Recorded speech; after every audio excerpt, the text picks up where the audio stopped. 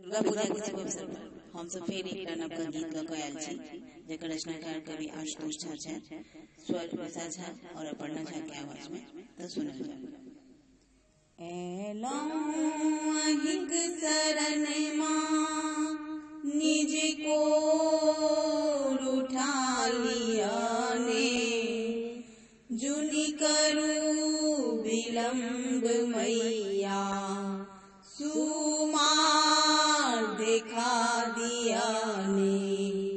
ऐलौं अहिंक शरण मां छी ज्ञानहीन मैया, जप योग किछु न जानी, हो विश्व बरुई बरका हम विश्व ही मानी।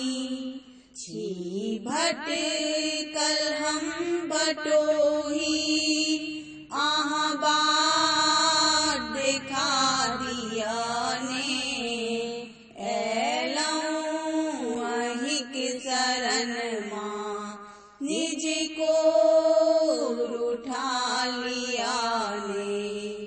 ई जग छै एक मिथ्या एक सत्य एक भवानी, लोभे काम ईर्ष्या सो भरल एते हानि।